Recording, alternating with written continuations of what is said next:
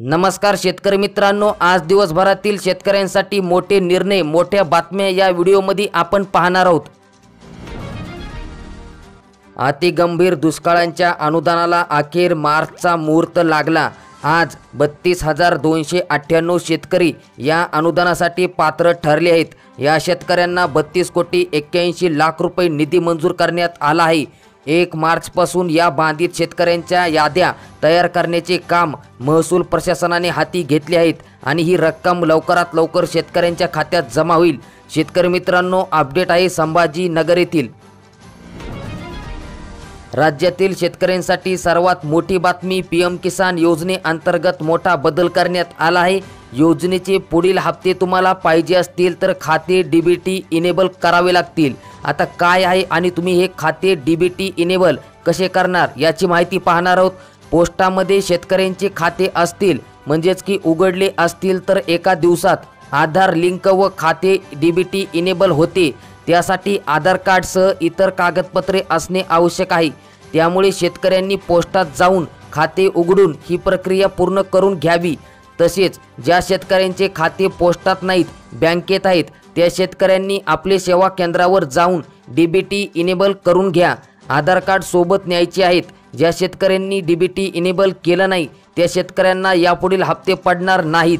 नमो किसान योजनेअंतर्गत देखील आणि पीएम किसान योजनेचे देखील एकूण 4,000 रुपये त्यांना मिळणार नाहीत। राज्यातील शेतकऱ्यांसाठी सर्वात मोठी खुशखबर म्हणजेच की खरीप हंगाम 2023 मध्ये दुष्काळामुळे झालेल्या शेती पिकाच्या नुकसानीकरिता बाधित शेतकऱ्यांना देण्यात येणाऱ्या मदतीपोटी 243,22,71,000 रुपयांचा निधी वितरणास शासनाने मान्यता दिली आहे। आपण याबद्दलचा GR देखील मागील व्हिडिओमध्ये पाहितला आहे। ही मदत दुष्काळ घोषित केलेल्या 40 तालुक्यातील खातेधारकांच्या अकाउंटमध्येच हे अनुदान जमा होईल। महाराष्ट्र ग्रामीण बँकेच्या कार्यालयाच्या कार्यक्षेत्रातील शाखाकडून 2023-24च्या आर्थिक वर्षात नियमित कर्जफेड करणाऱ्या 1,96,696 शेतकऱ्यांच्या बँक खात्यावर 43,41,02,614 रुपयांचा व्याज सवलतीचा लाभ घेण्यात आलेला आहे। डॉक्टर पंजाबराव देशमुख व्याज सवलत योजनेतून दिलेला लाभ राज्यातील अव्वल ठरला आहे। नियमित कर्जफेड हे 0 व्याजदरावर देण्यात आली। ही अपडेट आहे जळगाव जिल्ह्यातील।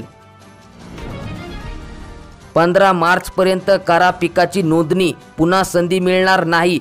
शेवटची तारीख आहे 15 मार्च। ही अपडेट अतिशय महत्त्वाची आहे। इतर शेतकरी मित्रांपर्यंत ही अपडेट तुम्ही नक्कीच शेअर करा। घरात साठलेल्या पांढऱ्या सोन्याला मिळणार का भाव, म्हणजेच की कापसाला भाव 10,000 रुपये मिळणार का याची माहिती पाहणार आहोत। तर शेतकरी मित्रांनो, तेजीनंतर 200 रुपयांची घसरण, 8,000 रुपयांपर्यंत भाववाढीची अपेक्षा शेतकऱ्यांना आहे। तेजी आली तर वाढीव दराचा मिळू शकेल लाभ आणि सर्वात महत्त्वाचं म्हणजे 65% शेतकऱ्यांनी कापूस विकला आहे आणि जास्तीत जास्त भाव आलाच तर जास्तीत जास्त कापसाला 7,900 तर 8,000पर्यंत भाव मिळू शकतो। शेतकऱ्यांना 8,000ची फक्त अपेक्षा आहे। 73,000 शेतकऱ्यांच्या खात्यावर 43 कोटी रुपये जमा करण्यात आले। पीएम किसान नमो शेतकरी योजनेचे हप्ते आहेत। शेतकरी मित्रांनो, अपडेट आहे ठाणे जिल्ह्यातील। आता तुमच्या गावातील पोस्टात तुम्हाला करता येणार आहेत आधार अपडेट आणि सर्वात महत्त्वाचं म्हणजेच की 10 वर्षानंतर तुम्ही तुमचं आधार कार्ड अपडेट करायला पाहिजे। त्यासाठी दर 10 वर्षांनी आधार अद्ययावत करणे बंधनकारक करण्यात आले आहेत। आता बऱ्याच शेतकऱ्यांना प्रश्न पडला असेल, आधार कार्ड अपडेट का करायचं? तर शेतकरी मित्रांनो, बँकिंगची कामे, सरकारी योजनेचा लाभ घेण्यासाठी, ओळखपत्र अशा विविध कामासाठी आधार कार्ड तुम्हाला अपडेट करावी लागते। त्यासाठी तुम्हाला आपले सेवा केंद्रावर जाऊन आधार अपडेट करायची गरज नाही। तुमच्या गावामध्ये पोस्टामध्ये तुम्ही आधार अपडेट आता करू शकतात। महाशिवरात्रीपर्यंत थंडी वातावरण तापणार, उन्हाळ्यात हिवाळी गारपिटींची शक्यता नाही।